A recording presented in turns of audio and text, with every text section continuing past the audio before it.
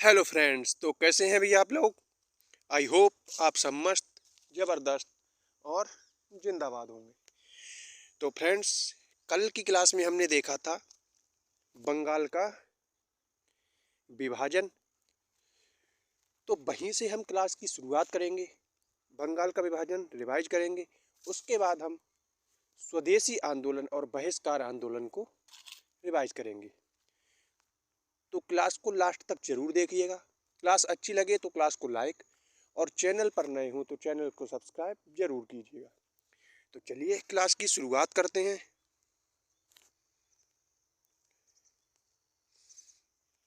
Starting करते हैं हम गरम दल और नरम दल के साथ। 19वीं सदी के अंतिम वर्षों में राष्ट्रीय आंदोलन में नई प्रवृत्तियों एवं नए नेताओं का उदय हुआ था। ये नेता तत्कालीन राष्ट्रीय नेताओं की अनुनय विनय की नीति के विरोधी थे तथा ब्रिटिश सरकार के प्रबल पक्षधर थे। उनका मानना था कि सरकार से केवल अनुनय विनय करके ही अपने भारतीय अधिकार प्राप्त नहीं कर सकते। उन्होंने जनता में संघर्ष एवं स्वदेश की भावना जागृत की और वंदे मातरम संपूर्ण देश में राष्ट्रगीत के रूप में लोकप्रिय हो गया था। और ये गीत बंकिम चंद्र चट्टोपाध्याय ने लिखा था। इसने मातृभूमि के प्रति जनता की भावना को व्यक्त किया था। नए नेताओं में कौन कौन शामिल थे? तो वो थे बाल गंगाधर तिलक, बिपिन चंद्र पॉल, लाला लाजपत राय और अरविंदो घोष। ये सभी गरम दल के नेता के रूप में प्रसिद्ध हुए थे। कांग्रेस के सुरेंद्र नाथ बनर्जी, गोपाल कृष्ण गोखले, फिरोज शाह मेहता और अन्य पुराने नेता नरम दल के नेता कहलाए थे। ब्रिटिश सरकार के प्रति जैसे जैसे जनता में रोष बढ़ता जा रहा था, वैसे वैसे ही गरम दल के नेताओं का प्रभाव भी बढ़ता जा रहा था। विश्व की घटनाओं का प्रभाव। विश्व की घटनाओं का क्या प्रभाव पड़ता है, आइए उसको हम जानते हैं। होता क्या है कि 1806 में इटली की इथियोपियाई जनता के हाथों एक यूरोपीय देश की पराजय से भारतीयों को प्रसन्नता हुई थी। किसको? इथियोपियाई जनता, जो कि एक यूरोपीय देश था, उससे ब्रिटिश की पराजय हुई थी। और इटली की पराजय के करीब 10 साल बाद 1905 ईस्वी के एक युद्ध में जापान ने रूस को भी पराजित किया। और ये पहला मौका था जब एक एशियाई देश ने एक यूरोपीय देश को युद्ध में पराजित किया था। जापान की विजय का भारतीय राष्ट्रवादियों पर महत्वपूर्ण प्रभाव पड़ता है और ब्रिटिश शासन के प्रति भारतीय जनता की घृणा बढ़ती जाती है। 1905 में रूस में एक क्रांति हुई और उन दिनों रूस पर एक निरंकुश बादशाह का शासन था और जनता के अधिकारों से वंचित थी। तो रूसी जनता शासक के विरुद्ध उठ खड़ी होती है और क्रांति को हालांकि कुचल दिया गया। जब विरोध करते हैं लेकिन उनकी क्रांति को कुचल दिया जाता है, परंतु इसके विदेशी शासन में कष्ट झेल रही भारतीय जनता को प्रेरणा मिल जाती है और आयरलैंड की जनता ब्रिटिश आधिपत्य से मुक्त होने के लिए संघर्ष कर रही थी।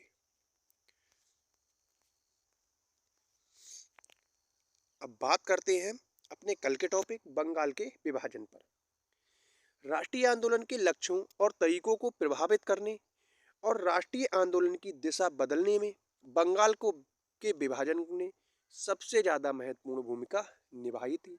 और उस समय बंगाल का सबसे बड़ा प्रांत था। उस समय जो बंगाल था वो सबसे बड़ा प्रांत था, कहाँ का? भारत का, जिसने संपूर्ण बिहार, उड़ीसा, जो कि वर्तमान उड़ीसा के हिस्से शामिल थे।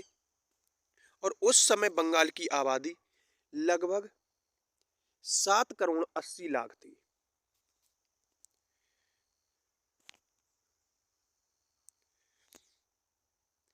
ब्रिटिश प्रशासन के अनुसार इतने बड़े प्रांत के प्रशासन को संभालना कठिन है, इसीलिए उसका विभाजन आवश्यक है। जिसको मैंने हाइलाइटर से अंडरलाइन किया है वो पॉइंट आपके लिए बहुत महत्वपूर्ण हो जाते हैं। तो ब्रिटिश शासन ने बंगाल विभाजन के ऊपर क्या तथ्य दिया था कि इतने बड़े प्रांत के प्रशासन को संभालना कठिन है, इसीलिए इसका विभाजन आवश्यक हो जाता है। बंगाल में राष्ट्रीय आंदोलन बहुत मजबूत था और ब्रिटिश शासकों का मानना था कि प्रांत का विभाजन करके वे इस आंदोलन को कमजोर बनाने में सफल हो जाएंगे और काफी हद तक वो इसमें सफल हो भी जाते हैं। बंगाल का विभाजन 1905 कितने भागों में? दो भागों में, एक पूर्वी बंगाल और दूसरा पश्चिमी बंगाल। पश्चिमी बंगाल के अंतर्गत बंगाल, बिहार और उड़ीसा, जिसमें हिंदू जनसंख्या बाहुल्य क्षेत्र था, क्योंकि यहाँ पे सबसे ज्यादा जनसंख्या हिंदू जाति की थी। पूर्वी बंगाल, जिसमें पूर्वी बंगाल था और असम था, और बांग्लादेश भी इसी में शामिल था, क्योंकि उस आज़ादी से पहले बांग्लादेश भारत का ही हिस्सा था। इसमें कौन थे? मुस्लिम जनसंख्या बाहुल्य क्षेत्र था।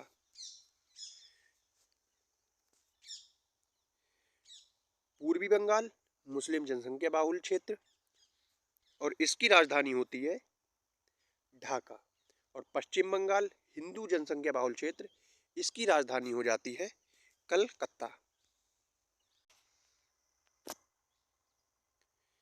अंग्रेजों का दूसरा उद्देश्य क्या था? हिंदुओं और मुसलमानों में फूट पैदा करना, क्योंकि जब वे बंगाल को विभाजित कर देंगे तो हिंदू और मुसलमान अलग अलग हो जाएंगे और उनमें फूट पड़ जाएगी। वे कहने लगे कि नए प्रांत में मुसलमानों का बहुत बहुमत होगा और इसलिए ये उनके हित में होगा। अंग्रेजों का विचार था कि इस तरह से वे मुसलमानों को राष्ट्रीय आंदोलन से अलग करने में सफल हो जाएंगे। 20 जुलाई 1905 को बंगाल विभाजन के निर्णय की घोषणा हुई और जिसके परिणाम स्वरूप 7 अगस्त 1905 को कलकत्ता के टाउन हॉल में स्वदेशी आंदोलन प्रारंभ हो जाता है। इस बैठक में ऐतिहासिक बहिष्कार प्रस्ताव भी स्वीकृत कर लिया गया। 16 अक्टूबर 1905 में कर्जन ने घोषणा की कि बंगाल विभाजन प्रभावी हो जाएगा। इसके विरोध में हुए आंदोलन को बंग भंग या विरोधी आंदोलन के नाम से जाना जाता है। विभाजन के अंतर्गत बंगाल के पूर्वी हिस्सों को अलग करके असम के साथ मिला दिया गया और इस प्रकार पूर्वी बंगाल और असम बंगाल का नया प्रांत बन गया। विभाजन के कारण संपूर्ण बंगाल में रोष की लहर दौड़ जाती है और विभिन्न शहरों में बड़ी सभाएं, तीव्र प्रदर्शन और विभाजन के विरुद्ध आंदोलन भी शुरू हो जाते हैं। नरम दल और गरम दल के नेताओं ने मिलकर इस आंदोलन का नेतृत्व किया और सुरेंद्र नाथ बनर्जी, बिपिन चंद्र पॉल और अब्दुल रसूल आदि नेताओं ने आंदोलन का नेतृत्व किया।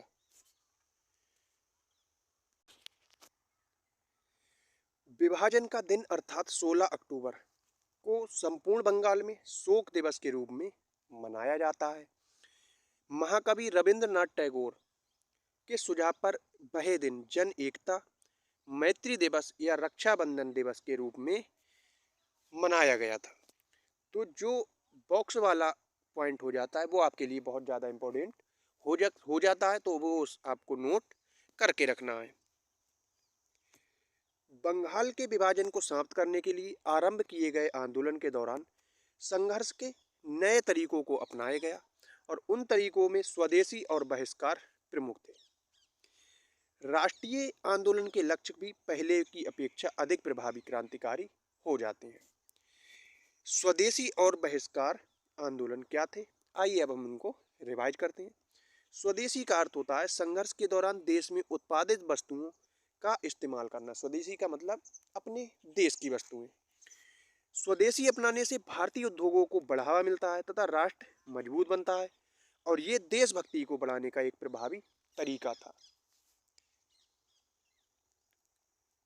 इस आंदोलन में स्वदेशी वस्तुओं को बढ़ावा देने के साथ साथ विदेशी वस्तुओं का बहिष्कार करने का भी नारा दिया गया, यानी कि जो भी अंग्रेजी वस्तुएं थीं उनका बहिष्कार कर दिया गया। इस बात पर जोर दिया गया कि विदेशी वस्तुओं का बहिष्कार करने से अधिकांश विदेशी वस्तुएं जो इंग्लैंड से आती थीं, इंग्लैंड के आर्थिक हितों को क्षति पहुंचाएंगी और तब ब्रिटिश सरकार को भारतीय मांगे स्वीकार करने के लिए मजबूर होना पड़ेगा।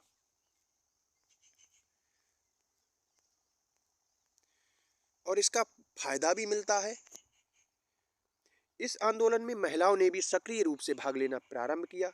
स्वदेशी और बहिष्कार आंदोलन केवल बंगाल तक सीमित न रहकर देश के अनेक भागों में फैल जाता है और पूरे देश में अंग्रेजी वस्तुओं का बहिष्कार किया जाता है, जैसे कि ब्रिटिश कपड़ों, चीनी तथा अन्य वस्तुओं का बहिष्कार किया गया।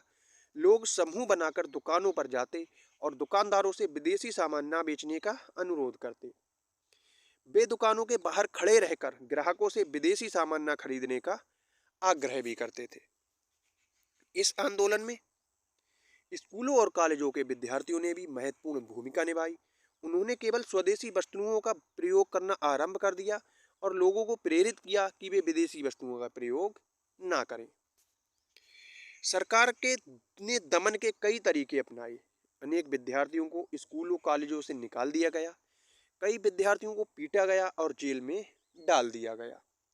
स्वदेशी और बहिष्कार आंदोलन केवल विदेशी सामान तक सीमित नहीं रहा, बल्कि अब स्वदेशी का अर्थ उस समय सबसे हो गया जो भारतीय है, तथा बहिष्कार का अर्थ उस सबसे हो गया जिसका संबंध ब्रिटिश शासन से है। कांग्रेस और स्वराज लक्ष्य। गरम दल और नरम दल सहित कांग्रेस के भीतर के सभी दल बंगाल विभाजन के विरुद्ध एकजुट हो जाते हैं। वाराणसी में 1905 ईस्वी में आयोजित कांग्रेस के अधिवेशन में अध्यक्ष बनाए जाते हैं गोपाल कृष्ण गोखले, और इस अधिवेशन ने स्वदेशी और बहिष्कार आंदोलन को समर्थन दिया, परंतु गरम दल और नरम दल ने मतभेद कायम रहे। नरम दल वालों का मत था कि बहिष्कार जैसे तरीकों का इस्तेमाल विशेष उद्देश्यों के लिए विशेष परिस्थिति में होना चाहिए। वे नहीं चाहते थे कि ब्रिटिश शासन के विरुद्ध इन तरीकों का प्रयोग सदैव किया जाए। और जबकि गरम दल के नेताओं को विश्वास था कि बहिष्कार को व्यापक बनाना आवश्यक है, उन्होंने सरकारी स्कूलों, कॉलेजों, विश्वविद्यालयों का बहिष्कार करने और देशभक्ति को उभारने के लिए स्वदेशी शिक्षा संस्थाएं शुरू करने पर जोर दिया। और गरम दल के नेता ब्रिटिश शासन के विरुद्ध देशव्यापी आंदोलन प्रारंभ करना चाहते थे, जबकि नरम दल के नेता इसे बंगाल तक ही सीमित रखना चाहते थे। कलकत्ता ने 1906 ईस्वी में आयोजित कांग्रेस के अधिवेशन के समय गरम दल और नरम दल के बीच मतभेद बढ़ते जा रहे थे, और उस समय दादा भाई नौरोजी कलकत्ता के अधिवेशन के अध्यक्ष बने थे। एक प्रस्ताव के जरिए कांग्रेस ने स्वदेशी और बहिष्कार को अपना समर्थन प्रदान किया, और इस अधिवेशन की सबसे महत्वपूर्ण उपलब्धि थी कि स्वराज प्राप्ति को कांग्रेस का लक्ष्य घोषित किया जाए। स्वराज का अर्थ था ब्रिटेन के अधीन कनाडा और ऑस्ट्रेलिया जैसे स्वशासित उपनिवेशों की तरह सरकार स्थापित करना। परंतु गरम दल और नरम दल एकजुट नहीं हो सके, और सूरत में 1907 ईस्वी में आयोजित कांग्रेस के अधिवेशन में दोनों दलों में संघर्ष हो जाता है और दोनों दल अलग अलग हो जाते हैं। अब बात करते हैं सूरत अधिवेशन 1907 की।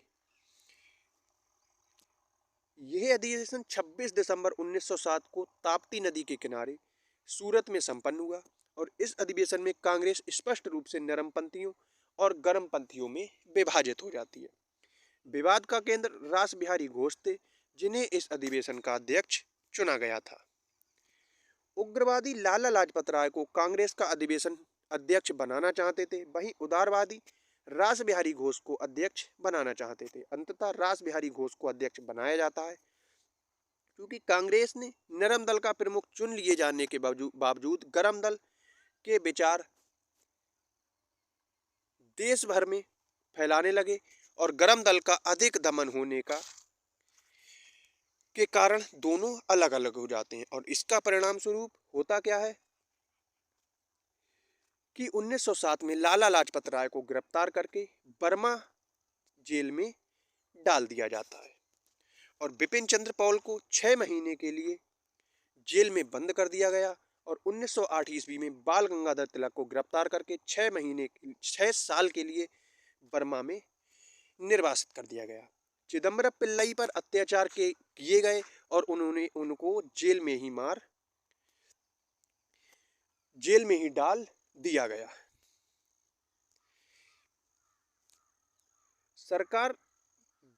सरकारी दमन का जनता ने कड़ा मुकाबला किया। बाल गंगाधर तिलक को दंड देने पर मुंबई के मजदूरों ने हड़ताल शुरू कर दी। फिर होता है मार्ले मिंटो सुधार। इसमें क्या होता है, सरकार ने एक ओर दमन की नीति को तीव्र बनाया तो दूसरी ओर नरम दल वालों को संतुष्ट करने की कोशिश की। 1909 ईस्वी में इंडियन काउंसिल एक्ट की घोषणा की गई और इसे मार्ले मिंटो सुधार के नाम से जाना जाता है। उस समय मार्ले भारत सचिव थे और मिंटो बाय सराय थे। तो आज की क्लास हम यहीं पर रोकते हैं। आज की क्लास कैसी लगी जरूर बताइएगा और आगे की क्लास हम कल करेंगे।